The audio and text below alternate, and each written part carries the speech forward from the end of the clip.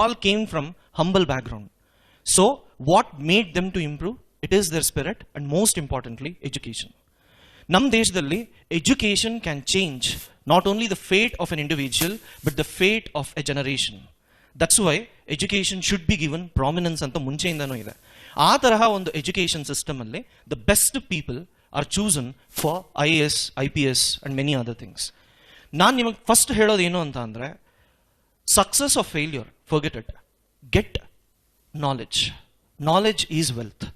It helps you in one form or the other form, somewhere or the other. But in the process, achieve your goal in a proper way. And ಬಿಹಾರಲ್ಲಿ ಕೆಲವರು ಸ್ಟೂಡೆಂಟ್ಸ್ಗೆ English ಓದಕ್ಕೂ ಬರಲ್ಲ. Fine. SSC ಅಂತ ಒಂದು exam ಇದೆ, staff selection commission ಅಂತ. ಅದರಲ್ಲಿ 200 ಮಾರ್ಕ್ಸ್ಗೆ English ಇರುತ್ತೆ. ಅವ್ರಿಗೆ ನೀವು ಇಂಗ್ಲೀಷ್ ಪೇಪರ್ ಕೊಟ್ಬಿಟ್ಟು ಓದಿ ಅಂತ ಅಂದ್ರೂ ಗ್ರಾಮರ್ ಅರ್ಥ ಆಗಲ್ಲ, ಎಕ್ಸ್ಪ್ಲೈನ್ ಮಾಡಕ್ಕೆ ಬರಲ್ಲ. ಆದರೆ ಆ ಹುಡುಗರಿಗೆ 200ಗೆ 190 ಇಂಗ್ಲೀಷಲ್ಲಿ ಬರುತ್ತೆ. I can show you students who scored 190 out of 200 who don't know English in English paper. Why? He understood what exam is. Or good like full by hearting. Morning to evening 4 months ಹೊರಗೆ ಬರಲ್ಲ ಅವರು. ಮನೆಯಿಂದ ಬರುವಾಗ 4 ತಿಂಗಳು ಕೊಡಿ, ನಾನು ಏನೋ ಒಂದು ಮಾಡ್ಕೊಂಡು ಬರ್ತೀನಿ. ಇಂಗ್ಲೀಷ್ ಕೊಡಿ, ಈ ಟ್ರಿಕ್ಸ್ ಇರುತ್ತೆ, ಈ ರೀತಿ ಸ್ಟೇಟ್ಮೆಂಟ್ ಇದ್ರೆ ಈ ರೀತಿ ಬರೀಬೇಕು. They just do it randomly and they are in the system.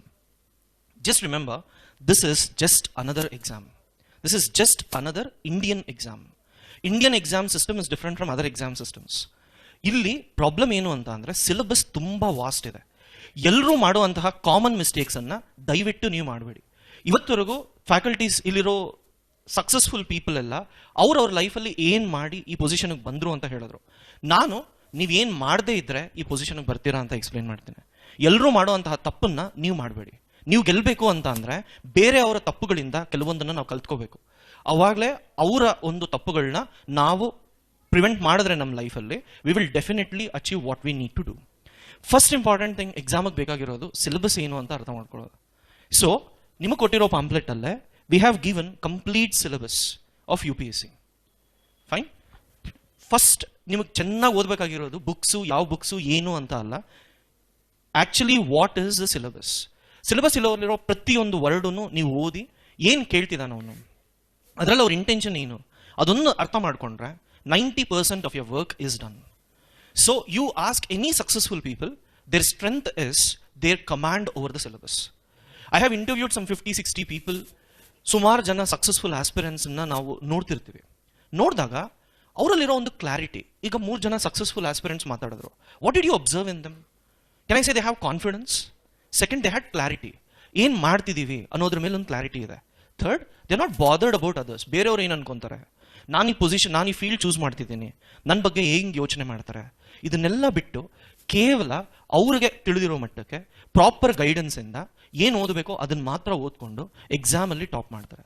So exam difficult ಅಲ್ಲ, ಮೈಂಡ್ ಸೆಟ್ ಫಸ್ಟ್ ಚೇಂಜ್ ಮಾಡ್ಕೊಳ್ಳೋದೆ ಈ ಎಕ್ಸಾಮಿಗೆ ಬೇಕಾಗಿರೋ ತುಂಬ ಮುಖ್ಯವಾದ ಗುಣ.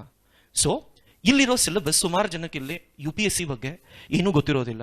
ಎಕ್ಸಾಮ್ ಅಂದರೆ ಏನು, ಅದರ ಪ್ಯಾಟ್ರನ್ ಏನು, ಸ್ವಲ್ಪ ಬ್ರೀಫಾಗಿ ಎಕ್ಸ್ಪ್ಲೈನ್ ಮಾಡ್ತೇನೆ.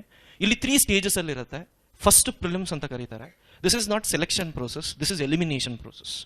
4 ಲಕ್ಷ ಜನ ಬರೀತಾರೆ, ಫಾರ್ಮ್ ಫಿಲ್ ಮಾಡ್ತಾರೆ. 2 ಲಕ್ಷ ಜನ ಬರೀತಾರೆ ಅಂತ ಇಟ್ಕೊಳ್ಳಿ. 1000 ಪೋಸ್ಟ್ ಇದ್ರೆ 13,000 ಜನ ಸೆಲೆಕ್ಟ್ ಮಾಡ್ಕೊತಾರೆ. ಹಂಗಂದ್ರೆ ಮಿಕ್ಕಿದ್ದೆಲ್ಲರೂ ರಿಜೆಕ್ಟ್ ಮಾಡಿದ್ದಾರೆ ಅಂತ. ಎಲ್ಲರೂ ರಿಜೆಕ್ಟ್ ಆಗಿ ಯಾರು ಉಳಿತಾರೋ ಅವ್ರು ಮಾತ್ರ ಸೆಲೆಕ್ಟ್ ಮಾಡಿದ್ದಾರೆ. 100% ಬರಲ್ಲ, ಹೈಯೆಸ್ಟ್ ಎಷ್ಟು 60% ಬಂದರೆ ನೀವು ಒಳಗಿರ್ತೀರಾ. ಅಂದರೆ ಬೇರೆಯವ್ರಿಗೆ ನಿಮಗಿಂತ ಕಡಿಮೆ ಬಂದಿದೆ. ಎಲ್ಲರನ್ನೂ ಎಲಿಮಿನೇಟ್ ಮಾಡಿ ನಿಮ್ಮನ್ನು ಮಾತ್ರ ಚೂಸ್ ಮಾಡಿದ್ದಾರೆ. ಈ 13,000 ಸ್ಟೂಡೆಂಟ್ಸ್ಗೆ ಮೇನ್ಸ್ ಎಕ್ಸಾಮ್ ಇರುತ್ತೆ. ಮೇನ್ಸ್ ಎಕ್ಸಾಮ್ ನೀವು ಆನ್ಸರ್ ಬರೀಬೇಕು. ಪ್ರಿಲಿಮ್ಸಲ್ಲಿ ಮಲ್ಟಿಪಲ್ ಚಾಯ್ಸ್ ಇರುತ್ತೆ, ಜಸ್ಟ್ ಚೂಸ್ ಮಾಡೋದಷ್ಟೇ. ಒಂದು ಸತಿ ಪ್ರಿಲಿಮ್ಸ್ ಆದಮೇಲೆ ನಿಮಗೆ ಮೇನ್ಸಲ್ಲಿ 4ರಿಂದ 5 ಸಬ್ಜೆಕ್ಟ್ ಇರುತ್ತೆ. ಆ 5 ಸಬ್ಜೆಕ್ಟನ್ನು ಪೂರ್ತಿಯಾಗಿ ಇಲ್ಲಿ ಕೊಟ್ಟಿರೋ syllabus. Paper 1, paper 2 you can see them. Essay ಇರುತ್ತೆ. ಪೇಪರ್ 2ನಲ್ಲಿ general studies, history, polity, right, economy, ethics, optional, ಈ ಥರ ಒಂದು 5-6 ಸಬ್ಜೆಕ್ಟ್ ಇಟ್ಟು ಅದರಲ್ಲಿ ಅವ್ರೇನು ಮಾಡ್ತಾರೆ, ಮಾರ್ಕ್ಸ್ ಯಾರಿಗೆ ಹೈಯೆಸ್ಟ್ ಬರುತ್ತೋ 1:3 ಅಂದರೆ 13,000ದಲ್ಲಿ 3,000 ಜನನ ಮಾತ್ರ ಚೂಸ್ ಮಾಡ್ತಾರೆ. ಆ 3,000 ಜನದಲ್ಲಿ ಇಂಟರ್ವ್ಯೂನಲ್ಲಿ only 1,000 will be selected. This is the process of the exam. Entire ಪ್ರೋಸೆಸ್ಸಲ್ಲಿ ಎಲ್ಲಿ ಎಲಿಮಿನೇಟ್ ಆದ್ರೂ ಮತ್ತೆ ನೀವು ಬಿಗಿನಿಂಗಿಂದ ಸ್ಟಾರ್ಟ್ ಮಾಡಬೇಕು. ಅಂದರೆ ಸರ್ ಇಂಟರ್ವ್ಯೂನಲ್ಲಿ ಕ್ಲಿಯರ್ ಆಗಲಿಲ್ಲ, ಮತ್ತೆ ಪ್ರಿಲಿಮ್ಸ್ ಬರೀಬೇಕು. ಸರ್ ನನಗೆ ರ್ಯಾಂಕ್ ಬಂತು ಆದರೆ ನನಗೆ IAS ಬರಲಿಲ್ಲ, ಮತ್ತೆ ಪ್ರಿಲಿಮ್ಸಿಂದ ಬರೀಬೇಕು. This process is lengthy. ನಮ್ಮಲ್ಲಿ especially south India, Karnataka main problem ಏನು ಅಂತ ಅಂದರೆ, first we become engineers or graduation we choose, then we choose what we should do in our lives. Right? 10th ಅಥವಾ 12thವರೆಗೂ ತುಂಬ ಚೆನ್ನಾಗಿ ಓದ್ತೀವಿ. 12th ಆದಮೇಲೆ ಪ್ರಾಬ್ಲಮ್ ಏನಂತ ಅಂದರೆ, ಇಂಜಿನಿಯರಿಂಗ್ ಅಥವಾ ಗ್ರಾಜ್ಯುಯೇಷನಲ್ಲೇ one day before we start reading, and unfortunately ಒಳ್ಳೆ ಮಾರ್ಕ್ಸ್ ಕೂಡ ಬಂದ್ಬಿಡುತ್ತೆ ಫಸ್ಟ್ ಸೆಮಿಸ್ಟರಲ್ಲಿ. ಏನು ಓದ್ದೇನೆ ಮಾರ್ಕ್ಸ್ ಬರುತ್ತೆ. ವಿ ಫೀಲ್ ಏನು ಓದ್ದೇನೆ ಮಾರ್ಕ್ಸ್ ಬರ್ತಿದೆ, ನೆಕ್ಸ್ಟ್ ಸೆಮಿಸ್ಟ್ರಿಂದ ಇನ್ನು ಸ್ವಲ್ಪ ಚೆನ್ನಾಗಿ ಓದೋಣ ಅಂತ. But we don't read again we read at the end, we score well. ಓದಿರೋ ಅವನಿಗೆ 80% ಬರುತ್ತೆ, ಓದದೇ ಇರೋ ಅವನಿಗೆ 75% ಬರುತ್ತೆ. They feel it is better. 4 years of engineering spoils every kid in its preparation. ಸಡನ್ನಾಗಿ ಇಂಜಿನಿಯರಿಂಗಲ್ಲಿ ಟಾಪ್ ಮಾಡಿದ್ವಿ ಅಂತ ಬಂದ್ಬಿಟ್ರೆ, ಇಲ್ಲಿ ಪ್ರಿಪರೇಷನ್ ಮಾಡಲ್ಲೇ ಬೇರೆ ಇರುತ್ತೆ. ನಾನು ಇಂಜಿನಿಯರೇ, ನಾನು ನಿಮ್ಮ ಥರನೇ ಓದಿದ್ದು. We collect material in the last minute, mostly maximum 1 week before. This is spoiling our preparation. 10th to 12th ಅಲ್ಲಿರೋ ಅಷ್ಟು ಹುಮ್ಮಸ್ಸು ನಮಗೆ ಇಂಜಿನಿಯರಿಂಗ್ ಅಥವಾ ಗ್ರಾಜ್ಯುಯೇಷನಲ್ಲೂ ಕಂಟಿನ್ಯೂ ಆದರೆ definitely we can score well. ಇವತ್ತು ನೀವು ಪ್ರಿಪೇರ್ ಆಗಬೇಕು ಅಂತ ಅಂದರು, June next year exam. So 1.5 years you have to focus without any exam. ಆದ್ದರಿಂದ ಏನಾಗುತ್ತೆ ಅಂತ ಅಂದರೆ, ಗೋಲ್ 1.5 years ಆದಮೇಲೆ ಇರೋದ್ರಿಂದ you don't know how to prepare. 15 ದಿನ ಓದ್ತೀರಾ, ಬೋರ್ ಹೊಡೆಯುತ್ತೆ, ಮತ್ತೆ ಬೇರೆ ಸಬ್ಜೆಕ್ಟ್ ಓದ್ತೀರಾ. ಯಾವುದೇ ಒಂದು ಸಬ್ಜೆಕ್ಟ್, ಒಂದು ಬುಕ್ ತಗೊಂಡು ಯಾವುದಾದ್ರೂ ಸ್ಟೂಡೆಂಟ್ಸ್ ಹತ್ರ ಹೋಗಿ ಅವ್ರ ಬುಕ್ಸ್ ನೋಡಿದ್ರೆ ಫಸ್ಟ್ 100 pages ಚೆನ್ನಾಗಿ ಓದಿರ್ತಾರೆ, ಆಮೇಲೆ ಓದೇ ಇರಲ್ಲ. ಫಸ್ಟ್ 100 pages ಮಾರ್ಕ್ ಮಾಡಿರ್ತಾರೆ, ಬರೆದಿರ್ತಾರೆ, but they never do. UPSC always ask from last. They know students never reach till last. Serious aspirants read multiple times. ನಿಮಗೆ ಕಂಪ್ಲೀಷನ್ ಮಾಡುವಂತಹ ಒಂದು ಛಲ ಇರಬೇಕು. Don't become book collectors, become district collectors. You need not collect as many books as possible. Books is not a symbol that you are preparing. ಕೆಲವರು parents ನನ್ನನ್ನು ಕರ್ಕೊಂಡು ಹೋಗ್ತಾರೆ, ಅವ್ರ ಮನೆಗೆ ಕರ್ಕೊಂಡು ಹೋಗಿದ್ದು ಶೋ ನೋಡಿ, ಇದು ಅವ್ರ ಮನೆ ಕೊಟ್ಬಿಟ್ಟು ರೂಮಲ್ಲಿ ಕಂಪ್ಲೀಟ್ಲಿ ನಮ್ಮ ಹುಡುಗಿಗೆ ಮಾಡಿಕೊಟ್ಬಿಟ್ಟಿದ್ದೀವಿ, ಇಷ್ಟು ಬುಕ್ಸ್ ಇದೆ ಅವ್ರ ಹತ್ರ, ಮ್ಯಾಪ್ಸ್ ಇರುತ್ತೆ ಎಲ್ಲ ಕಡೆ. ರೈಟ್? ಬೆಳಗ್ಗೆ 4 ಗಂಟೆಗೆ ಎದ್ದೇಳ್ತಾಳೆ, ಓದ್ತಿದ್ದಾರೆ. You don't know whether they sleep at 4 o'clock or whether they read at 4 o'clock. Books and facilities are not important. And don't think this exam is for toppers. 36%, 40% ಬಂದಿರೋರು ಕೂಡ ರ್ಯಾಂಕ್ ಬಂದಿದೆ. ನನಗೆ ಗೊತ್ತಿರೋ ಒಬ್ಬ student, he has got 42% in his degree. Right? He went to interview. ಇಂಟರ್ವ್ಯೂನಲ್ಲಿ ಕೇಳಿದ್ರು, ನಿನ್ಗೆ ಇಷ್ಟು 42% ಬಂದಿದೆ, UPSC ಮಾಡಬೇಕು, IAS ಮಾಡಬೇಕು ಅಂತ ಯಾವ ಧೈರ್ಯದಿಂದ ಬಂದೆ ಅಂತ. ಅವ್ನು ಇಟ್ಕೊಂಡು, ಸರ್ ನನಗೆ ಯಾವ ಕೆಲಸನೂ ಕೊಡ್ತಾ ಇಲ್ಲ ಸರ್, ನನ್ನ ಮಾರ್ಕ್ಸ್ ನೋಡ್ಬಿಟ್ಟು ಯಾರೂ ಕೆಲಸನೇ ಕೊಡ್ತಾ ಇಲ್ಲ, ಇದೊಂದರಲ್ಲೇ ಕ್ವಾಲಿಫಿಕೇಶನ್ ಕೇಳಲಿಲ್ಲ, ಅದಕ್ಕೆ ಬರದೆ ಇಲ್ಲಿವರೆಗೂ ಬಂದೆ. He got highest marks in interview and he is an IAS today. It is not how you started your life, it is how you take it to an end. For that, ಒಬ್ಬ complete Telugu language ಅಲ್ಲಿ he has written exam. Last year he got 2nd rank. ಅವ್ನಿಗೆ English ಓದೋಕ್ಕೆ ಬರಲ್ಲ, materials ಇಲ್ಲ. ನೀವು ಕನ್ನಡದಲ್ಲಿ ಬರೀಬೇಕಂತ ಅಂದರೆ ಸುಮಾರು ಮೆಟೀರಿಯಲ್ಸ್ ಇಲ್ಲ. ಆ ಹುಡುಗ 6 years ಆ ಇಂಗ್ಲೀಷ್ ಬುಕ್ಸ್ ತಗೊಂಡು ಅದನ್ನು ಟ್ರಾನ್ಸ್ಲೇಟ್ ಮಾಡಿಕೊಂಡು he has read everything. He made his own notes. Last he got 2nd rank. ಅವ್ರ ಇಂಟರ್ವ್ಯೂನಲ್ಲಿ ಅವನನ್ನು ಕೇಳಿದಂತಹ ಪ್ರಶ್ನೆ ಏನು ಅಂತ ಅಂದರೆ, ನೀವು ಎಲ್ಲ IAS IPS ಅನ್ನು ನೋಡಿದಾಗ ಸುಮಾರು ಜನ ಇಂಗ್ಲೀಷ್ ಮೀಡಿಯಂ ಅಥವಾ ಒಳ್ಳೆ ಕಾನ್ವೆಂಟ್ಗಳಿಂದ ಓದಿರೋರು ಬರ್ತಾರೆ, ನಿಮಗೆ UPSC ಬಡವರಿಗೆ ಅಥವಾ ರೂರಲ್ ಏರಿಯಾಸಲ್ಲಿರೋವ್ರಿಗೂ ಬೆನಿಫಿಷಿಯಲ್ಲ, ಅವ್ರ ಎಕ್ಸಾಮ್ನ ಕ್ರ್ಯಾಕ್ ಮಾಡೋಕ್ಕೆ ಸಾಧ್ಯ ಆಗತ್ತಾ ಅಂತ ಕೇಳಿದ್ರಂತೆ. ಅದಕ್ಕೆ ಅವ್ನು ಖಂಡಿತ ಆಗತ್ತೆ. ಯಾಕೆ ಇಷ್ಟು ಧೈರ್ಯದಿಂದ ಹೇಳ್ತಿದ್ಯಾ ಅಂದರೆ, ನಿಮ್ಮ ಮುಂದೆ ನಾನೇ ಇದ್ದೀನಿ, ಹಳ್ಳಿಯಿಂದ ಬಂದಿದ್ದೀನಿ, ಇವತ್ತು ಇಂಟರ್ವ್ಯೂನಲ್ಲಿ ನಿಮ್ಮ ಮುಂದೆ ಕೂತಿದ್ದೀನಿ. He got highest marks in interview and he got 2nd rank, all India 2nd rank. He can't read properly, but he has very good knowledge. So, this exam is all about common sense. Exam ಅಲ್ಲಿ ಸುಮಾರು ಜನಕ್ಕೆ ಬೇಕಾಗಿರೋದೇ common sense. ಆದರೆ common sense is not so common. ಎಲ್ಲರಲ್ಲೂ common sense ಇರಲ್ಲ. And what we think is common sense is not common. Right? So please ensure first you have a proper understanding of syllabus. Fine? One who completes the syllabus on time. ಯಾವ ರೀತಿ prepare ಆಗಬೇಕು? First interview ಮೇಲೆ focus ಮಾಡಿ. ನಾವು ಒಂದೇ ರಾತ್ರಿಯಲ್ಲಿ change ಆಗೋಕ್ಕಾಗಲ್ಲ. Interview clear ಆಯಿತು, ನಾಳೆ ಬೆಳಗ್ಗೆಯಿಂದ ನಾನು ತುಂಬ ಒಳ್ಳೆಯವನಾಗಿರ್ತೀನಿ, ಇಂಟರ್ವ್ಯೂನಲ್ಲಿ ಅವ್ರು ಏನು ಕೇಳೋದು ತುಂಬ ಒಳ್ಳೆಯವನಾಗಿ ಆನ್ಸರ್ ಮಾಡ್ತೀನಿ, so they will identify. No. ಯಾವ ರೀತಿ ಕ್ವಶನ್ಸ್ ಕೇಳ್ತಾರೆ ಅಂತ ಅಂದರೆ, ನೀವು ಏನು ಹೇಳಿರ್ತೀರೋ ಒಬ್ಬರೊಂದು ಕ್ವಶನ್ ಮಾಡಿದಾಗ ನೀವೊಂದು ಆನ್ಸರ್ ಕೊಡ್ತೀರಾ. ಎಲ್ಲರೂ ಬೇರೆ ಬೇರೆ ಕ್ವಶನ್ಸ್ ಕೇಳಿರ್ತಾರೆ, ಮತ್ತೆ ಅದೇ ಇಂಟರ್ವ್ಯೂರ್ ಇನ್ನೊಂದು ಕ್ವಶನ್ ಕೇಳ್ತಾನೆ, ನೀವು ಅದಕ್ಕೆ ಏನು ಆನ್ಸರ್ ಮಾಡ್ತೀರಾ ಅಂತ ನೋಡ್ತಾನೆ. ಇವೆರಡನ್ನೂ ಮ್ಯಾಚ್ ಮಾಡಿ ಮತ್ತೆ ಇನ್ನೊಂದು ಕ್ವಶನ್ ಕೇಳ್ತಾನೆ. ನೀವು ಎಲ್ಲದಕ್ಕೂ ಒಂದೇ ರೀತಿಯಾಗಿ ಆನ್ಸರ್ ಮಾಡಿದ್ರೆ ಮಾತ್ರ ನಿಮಗೆ ಸ್ಕೋರ್ಸ್ ಇರುತ್ತೆ, ಇಲ್ಲ ಅಂತಂದ್ರೆ ಇಲ್ಲ. ಒಂದು ರಾತ್ರಿ ಯಾರು ಚೇಂಜ್ ಆಗೋದಕ್ಕಾಗಲ್ಲ. ಇವತ್ತಿಂದರೆ ನೀವು IAS ಆಸ್ಪಿರೆನ್ಸ್ ಆಗಿ IAS ಆಗಿ ಯೋಚನೆ ಮಾಡಿ. ಅವಾಗ ನೀವು ನೋಡೋ ಡಿಫರೆನ್ಸ್ ಏನು ಅಂತ ಅಂದರೆ, ಬ್ಯಾಂಗ್ಳೂರಲ್ಲಿ ಟ್ರಾಫಿಕ್ ಪ್ರಾಬ್ಲಮ್ ಇದೆ ಸರ್, ಬ್ಯಾಂಗ್ಳೂರಲ್ಲಿ ಟ್ರಾಫಿಕ್ ಪ್ರಾಬ್ಲಮ್ ಇದೆ ಅಂತ ಆಟೋ ಡ್ರೈವರಿಂದ ಹಿಡಿದು ಕ್ಲೀನರ್ ಪ್ರತಿಯೊಬ್ಬರಿಗೂ ಗೊತ್ತು. If you are an IAS, what will you do to reduce traffic in Bangalore? Do you understand the differences? What is the solution? Sewage problem ಇದೆ, proper storage ಇಲ್ಲ, ಎಲ್ರಿಗೂ ಗೊತ್ತು ಪ್ರಾಬ್ಲಮ್, ಎಲ್ರಿಗೂ ಗೊತ್ತು. ಆ ಪ್ರಾಬ್ಲಮ್ ಕೇಳೋದಕ್ಕೆ ಅಪೋಸಿಷನ್ ಲೀಡರ್ಸ್ ಕೂಡ ಇದ್ದಾರೆ. Will they hire UPSC people to criticise them? ನಮ್ಮನ್ನು ಬಂದು ಬೈರಿ ನಾವೇನೇನು ಮಾಡ್ತಿಲ್ವೋ ಕರೆಕ್ಟಾಗಿ ಅಂತ. Why do they want IAS? To solve it. So think of solving, not of knowing the problem alone. ಯಾರಿಗಾದ್ರೂ ಪ್ರಾಬ್ಲಮ್ ಗೊತ್ತಾಗುತ್ತೆ, ಸೊಲ್ಯೂಷನ್ ಬರೆಯೋ ಅವನನ್ನೇ ಅವ್ರು ಚೂಸ್ ಮಾಡೋದು. ಸೊ ನಿಮ್ಮ ಒಂದು ಅನುಭವದಲ್ಲಿ ಯು ಶುಡ್ ಥಿಂಕ್ ಬೇರೆ ಬೇರೆ ಕಡೆ, ಹೈದರಾಬಾದಲ್ಲಿ, ಡೆಲ್ಲಿನಲ್ಲಿ, ಇನ್ನೊಂದು ಕಡೆ ಚೈನಾನಲ್ಲಿ ಯಾವ ರೀತಿ ಟ್ರಾಫಿಕ್ ಕಂಟ್ರೋಲ್ ಮೆಜರ್ಸ್ ಮಾಡ್ತಿದ್ದಾರೆ. ಈ ರೀತಿ ನಾವು ತಿಳ್ಕೊಂಡಾಗ ನಿಮ್ಮ ಆನ್ಸರ್ಸ್ ಆಗಲಿ, ನಿಮ್ಮ ಒಂದು ಬುದ್ಧಿವಂತಿಕೆ ಆಗಲಿ ಬೆಳೀತಾ ಹೋಗುತ್ತೆ. ದ ಸೇಮ್ ಟೈಮ್ ಯಾವುದೋ ಒಂದು ಡಿಸಾಸ್ಟರ್ ನಡೆಯುತ್ತೆ. ಫಾರ್ ಎಕ್ಸಾಂಪಲ್, ಈಗ ಕೇರಳ ಫ್ಲಡ್ಸ್ ನಡೀತು. ಕೇರಳ ಫ್ಲಡ್ಸ್ ನಡೆದಾಗ ಅಲ್ಲಿದ್ದ IAS ಅಧಿಕಾರಿಗಳು ಯಾವ ರೀತಿ ಆ ಪ್ರಾಬ್ಲಮ್ಸನ್ನು ಫೇಸ್ ಮಾಡಿದ್ರು, ಯಾವ ರೀತಿ ಜನರನ್ನ ಕಾಪಾಡಿದ್ರು, ಏನೇನು ಮೆಜರ್ಸ್ ತಗೊಂಡ್ರು. ಈಗ ಅಟ್ಯಾಕ್ ನಡೀತು, ಪುಲ್ವಾಮಾ ಅಟ್ಯಾಕ್, ಅದರಲ್ಲಿ ಏನೇನಿತ್ತು, ಯಾವ ರೀತಿ ನಾವು ಪ್ರಿವೆಂಟ್ ಮಾಡಬೇಕು, ಇಸ್ರೇಲ್ ನಮ್ಗೆ ಏನು ಹೇಳ್ತಿದೆ, ಬೇರೆ ಬೇರೆ ದೇಶಗಳು ಯಾವ ರೀತಿ ನಮಗೆ ಹೆಲ್ಪ್ ಮಾಡ್ತಿದೆ. ಇಸ್ರೇಲಲ್ಲಿ ಪ್ಯಾಲೆಸ್ಟೀನ್ ಅನ್ನೋ ಒಂದು ಗ್ರೂಪ್ ಅಥವಾ ಕಂಟ್ರಿ ಆಗಬೇಕಾಗಿರೋರು they keep fighting against Israel. ಇಸ್ರೇಲಲ್ಲೂ ಕೂಡ ಟೆರರಿಸಮ್ ತುಂಬ ಜಾಸ್ತಿ, ಬಾರ್ಡರ್ ಇಂದ ಬರೋ ಟೆರರಿಸಮ್ ಜಾಸ್ತಿ. ನಮಗೆ ಪಾಕಿಸ್ತಾನ ಹೇಗೋ ಅವ್ರಿಗೆ ಅಲ್ಲಿಂದ ಬರುತ್ತೆ. ಅವ್ರೇನು ಮಾಡಿದ್ದಾರೆ ಅಂತ ಅಂದರೆ, ಎಲ್ಲೇ ಆಗಲಿ ಬಾರ್ಡರ್ನ ಕಂಟ್ರೋಲ್ ಮಾಡೋದು ತುಂಬ ಕಷ್ಟ. ಅದಕ್ಕೆ CCTV ಕ್ಯಾಮ್ರಾಸ್ ಇಟ್ಟು ಅದರಲ್ಲಿ ಥರ್ಮಲ್ ಇಮೇಜಿಂಗ್ ಕ್ಯಾಮ್ರಾಸ್ ಅಂತ ಕರೀತಾರೆ. ಥರ್ಮಲ್ ಇಮೇಜಸ್ ಅಂದರೆ ಫುಲ್ ಕತ್ಲಿದ್ದಾಗೂ ಕೂಡ ಫೋಟೋಸ್ ತೆಗೆದ್ರೆ ಒಂದೊಂದು ಬಾಡಿ, ನಮ್ಮಲ್ಲಿರೋ ಒಂದೊಂದು ಬಾಡಿ ನಿಮಗೆ ನನ್ನ ಬಾಡಿ ಹೀಟನ್ನು ಬೇರೆ ಥರ ಅಬ್ಸರ್ವ್ ಮಾಡುತ್ತೆ, ಈ ವುಡ್ಡು ಬೇರೆ ಥರ ಅಬ್ಸರ್ವ್ ಮಾಡುತ್ತೆ, ಚೇರ್ಸು ಬೇರೆ ಥರ ಅಬ್ಸರ್ವ್ ಮಾಡುತ್ತೆ. ನಿಮಗೊಂದು ಪಿಕ್ಚರ್ ಎಲ್ಲಿ ಸಿಗುತ್ತೆ ಅಂತ ಅಂದರೆ, ಯಾವ ಬಾಡಿ ಎಷ್ಟೆಷ್ಟು ಹೀಟ್ ಅಬ್ಸರ್ವ್ ಮಾಡಿದೆ ಅನ್ನೋದ್ರ ಮೇಲೆ ಒಂದು ಫೋಟೋ ಬರುತ್ತೆ. ಕತ್ಲಲ್ಲೂ ಕೂಡ ಆ ಫೋಟೋಸ್ ಕಾಣಿಸುತ್ತೆ. ಆ ಫೋಟೋಸಲ್ಲಿ ಯಾರಾದರೂ ಒಬ್ಬ ಮನುಷ್ಯ ಗನ್ ಇಟ್ಕೊಂಡು ಬಾರ್ಡರ್ ಹತ್ರ ಬಂದ ಅಂತ ಅಂದರೆ ಆ ಇಮೇಜಸನ್ನು ಕಂಪ್ಯೂಟರಲ್ಲಿ ಕಾಣಿಸುತ್ತೆ. ಕಂಪ್ಯೂಟರ್ ನಮ್ಮ ಜನ ನಿದ್ದೆ ಮಾಡಿಬಿಟ್ರೆ ಆ ಟೈಮಲ್ಲಿ 4 ಗಂಟೆ 2 ಗಂಟೆಯಿಂದ 4 ಗಂಟೆ ಪ್ರತಿಯೊಬ್ಬರಿಗೂ ನಿದ್ದೆ ಜಾಸ್ತಿ. ನೀವು ಜನರನ್ನ ಬಿಟ್ಬಿಟ್ಟು ಮಾನಿಟರ್ ಮಾಡಿ ಅಂತ ಅಂದರೆ ಅವ್ರು ಮಲ್ಕೊಂಡ್ಬಿಟ್ರೆ ಕಷ್ಟ. ಅದಕ್ಕೆ ಅವ್ರು ಏನು ಮಾಡ್ತಾರೆ, ಕಂಪ್ಯೂಟರೇ ಮನುಷ್ಯನ ಒಂದು ಹೀಟ್ ಅಬ್ಸಾರ್ಪ್ಷನ್ ಗೊತ್ತಾಗಿದ ತಕ್ಷಣ ಅದನ್ನು ಬೀಪ್ ಮಾಡಿ ತೋರಿಸುತ್ತೆ. ಆ ಬೀಪ್ ಮಾಡಿ ತೋರಿಸಿದ ತಕ್ಷಣ ಎಲ್ರಿಗೂ ಗೊತ್ತಾಗುತ್ತೆ, ಅಲರ್ಟ್ ಬರುತ್ತೆ, ನೋಡಿ ಯಾರೊಬ್ಬ ಬರ್ತಿದ್ದಾನೆ, ಎಲ್ಲಿ ಬರ್ತಿದ್ದಾನೆ ಅಂತ ನೋಡುತ್ತೆ. ಅಲ್ಲಿ ಅವರ ಸೋಲ್ಜರ್ಸ್ ಇದ್ದರೆ ಇಮಿಡಿಯೇಟ್ ಅಟ್ಯಾಕ್ ಮಾಡಿಸ್ತಾರೆ. ಇಲ್ಲ ಅಂತ ಅಂದರೆ ಥರ್ಮಲ್ ಗನ್ಸ್ ಇರುತ್ತೆ, ಲೇಸರ್ ಗನ್ಸ್ ಇವೆಲ್ಲ ಇರುತ್ತೆ. ಅದನ್ನು ಪ್ರೆಸ್ ಮಾಡಿದ ತಕ್ಷಣ ಟೆರರಿಸ್ಟ್ಗಳನ್ನ ಅಲ್ಲೇ ಸಾಯಿಸ್ಬಿಡುತ್ತೆ. ಜನ ಹೋಗದೆ ಇದ್ರೂ ಟೆರರಿಸಮ್ ಬರದೇ ಇರೋ ಹಾಗೆ ನೋಡ್ಕೊತಿದ್ದಾರೆ. ಈ ಟೆಕ್ನಾಲಜಿನ ಇಂಡಿಯಾಗೆ ಕೊಡ್ತಿದೆ ಇಸ್ರೇಲ್. ಸೊ ಇದನ್ನ ಇಂಡಿಯಾ ಈಗ ಪಾಕಿಸ್ತಾನ್ ಬಾರ್ಡರಲ್ಲಿ ಯೂಸ್ ಮಾಡಬೇಕು ಅಂತ ಅನ್ಕೊಂತಿದ್ದಾರೆ. ಈ ಟೆಕ್ನಾಲಜಿ ಬಗ್ಗೆ ಕ್ವಶನ್ಸ್ ಕೇಳೋ ಸಾಧ್ಯತೆಗಳಿರುತ್ತೆ.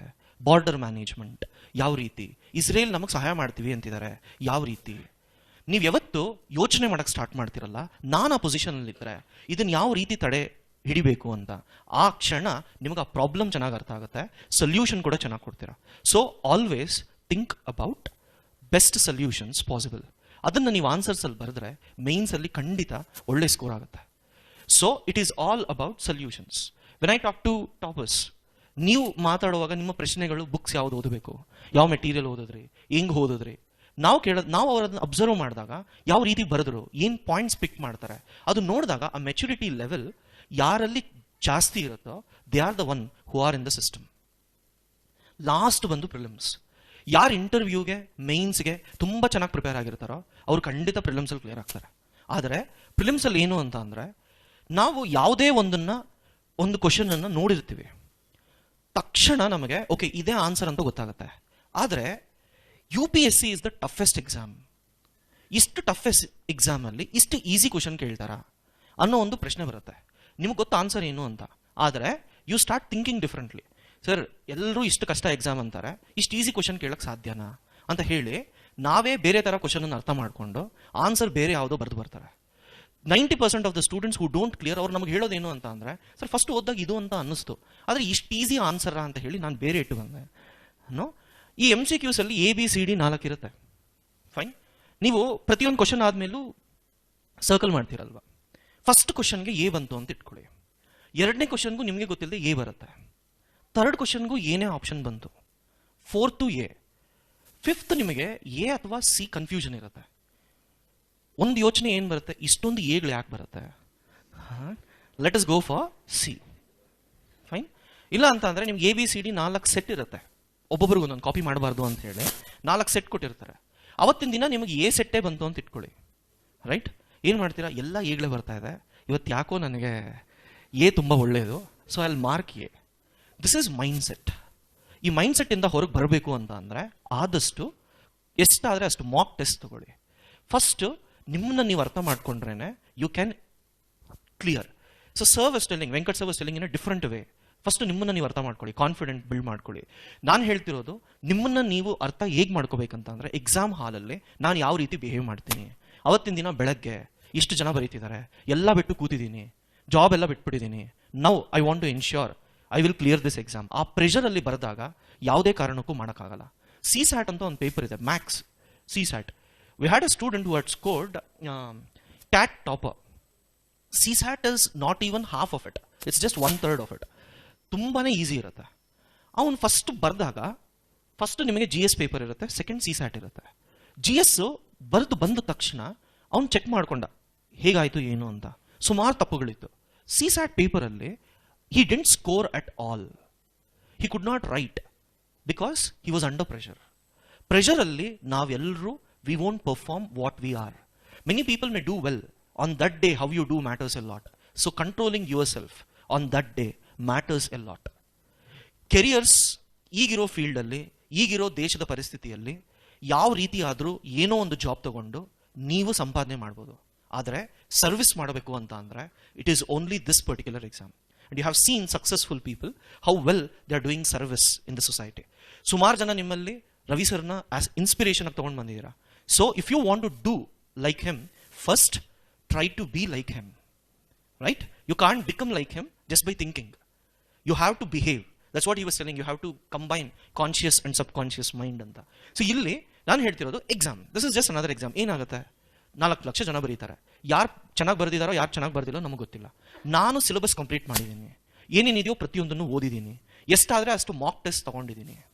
ಈ ಪ್ರೊಸೆಸ್ ಎಲ್ಲ ಯಾರು ಚೆನ್ನಾಗಿ ಅಳವಡಿಸ್ಕೊತಾರೋ ಅವರು ಕ್ಲಿಯರ್ ಮಾಡ್ತಾರೆ.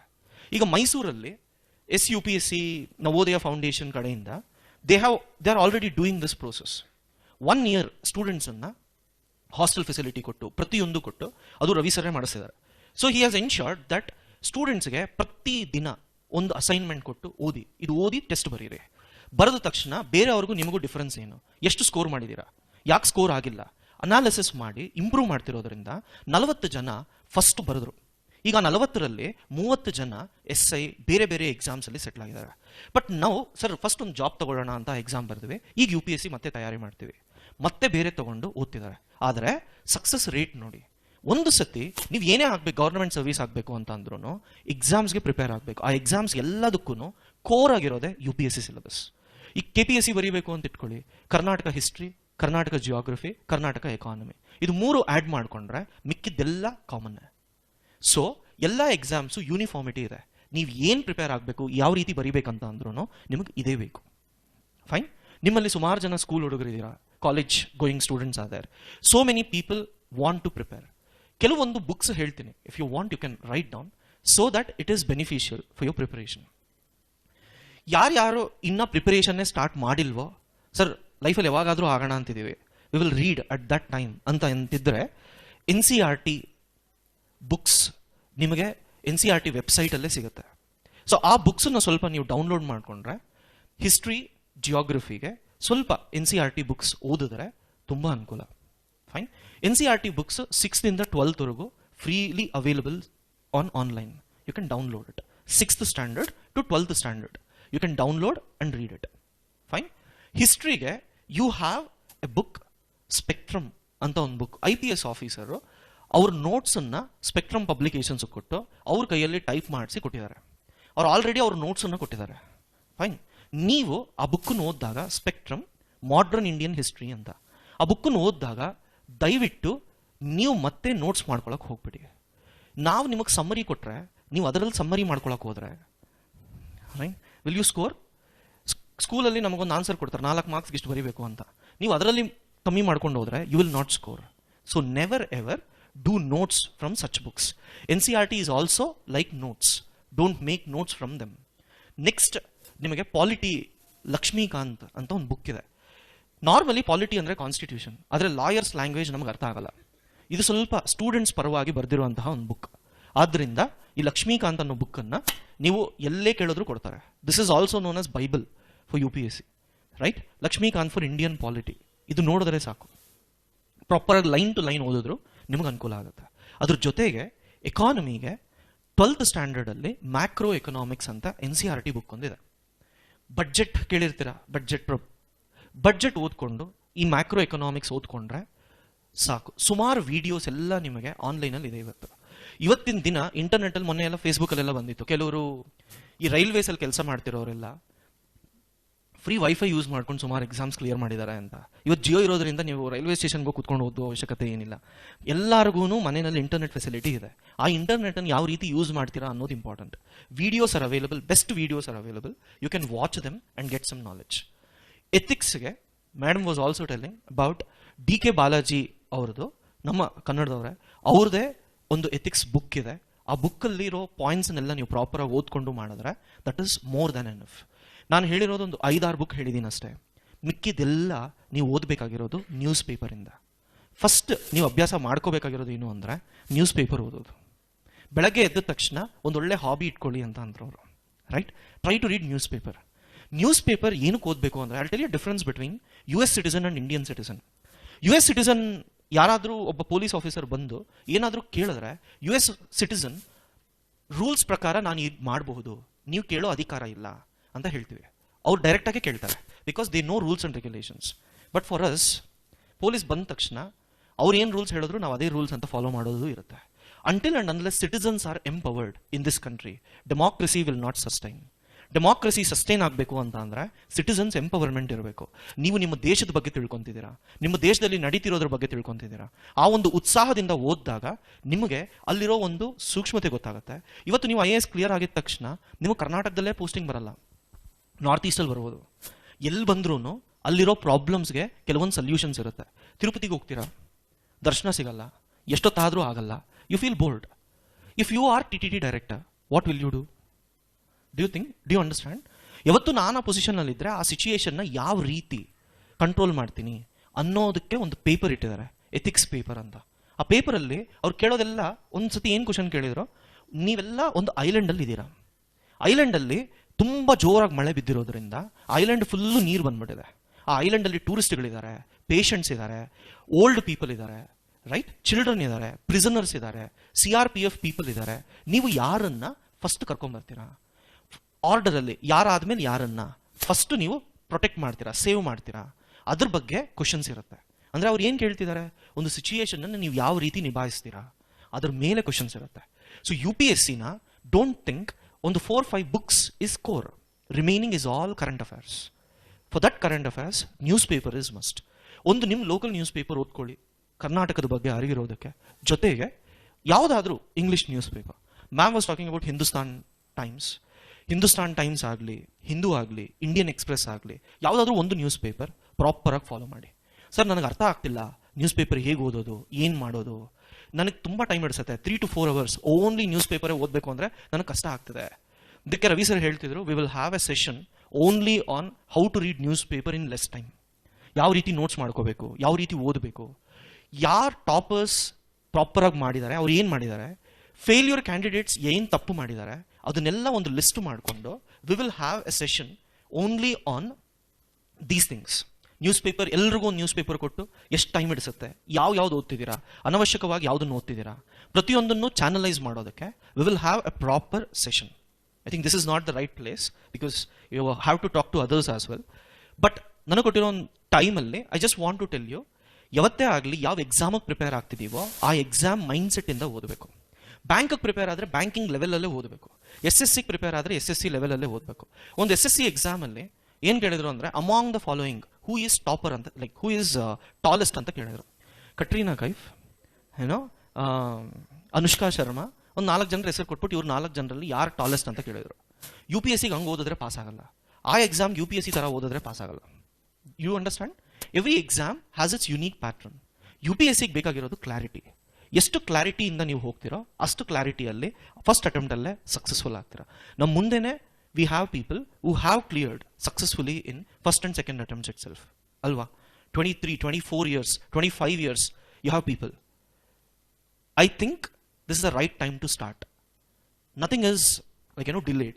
Even now if you think, next year, June 2nd, you can give the exam and after that you will be able to clear.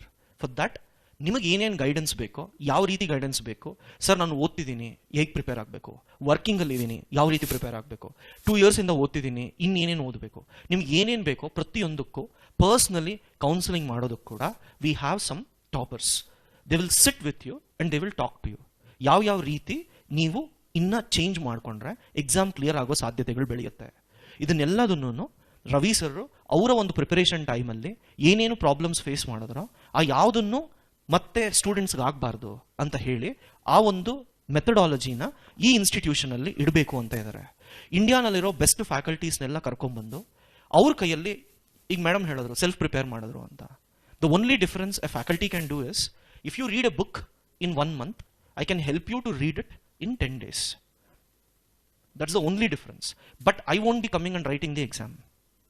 Correct? It is you who have to read. I can simplify. I can do only that. Fine. So ದಯವಿಟ್ಟು ಇಲ್ಲಿ ಇರುವಂತಹ ಒಂದು skills ಅನ್ನಾಗಲಿ, centres ಅನ್ನಾಗಲಿ, reading rooms, toppers ಆಗಲಿ, ಇವ್ರಿಗೆ ಇರೋ knowledge ಅನ್ನಾಗಲಿ ಯೂಸ್ ಮಾಡಿಕೊಂಡು you also should become a successful candidate. So if you have any doubts regarding anything, I will be here. You can ask me after that. Meanwhile, I will just request you that there are some standard websites available. ನೀವು ಆ ವೆಬ್ಸೈಟಲ್ಲಿ ಹೋಗಿ ನಿಮ್ಮೊಂದು email I ಡಿನ ಕೊಟ್ಟರೆ ಪ್ರತಿದಿನ ನಡೀತಿರೋ current affairs ಇವುಗಳನ್ನೆಲ್ಲ ನಿಮ್ಗೆ update ಮಾಡ್ತಾರೆ. So PIB press information bureau ಅವ್ರದ್ದು ಒಂದು ವೆಬ್ಸೈಟ್ ಇದೆ. ಆ ವೆಬ್ಸೈಟಲ್ಲಿ ನಿಮ್ಮ ಇಮೇಲ್ IDs ಅನ್ನು ಕೊಟ್ಟರೆ ಪ್ರತಿದಿನ ಏನೇನು ದೇಶದಲ್ಲಿ ನಡೆದಿದೆ, ಏನು ಇಂಪಾರ್ಟೆಂಟ್ ಎಕ್ಸಾಮ್ಗೆ ಅನ್ನೋದು ನಿಮಗೆ ಬರುತ್ತೆ. ಅದನ್ನು ಸ್ವಲ್ಪ ನೋಡ್ಕೊಳ್ಳಿ. ಫೈನ್. IDSA ಅಂತ ಇನ್ನೊಂದು ವೆಬ್ಸೈಟ್ ಇದೆ. ಈ ವೆಬ್ಸೈಟಲ್ಲಿ ನಮ್ಮ ದೇಶ ಬೇರೆ ದೇಶದ ಜೊತೆ ಯಾವ ರೀತಿ ಸಂಬಂಧಗಳನ್ನ ಬೆಳೆಸ್ಕೊಂಡಿದೆ ಅನ್ನೋದ್ರ ಬಗ್ಗೆ ಇರುತ್ತೆ. 2 ವೆಬ್ಸೈಟನ್ನು ಸ್ವಲ್ಪ ಫಾಲೋ ಮಾಡಿ. It should be more than enough. Fine. Thank you guys.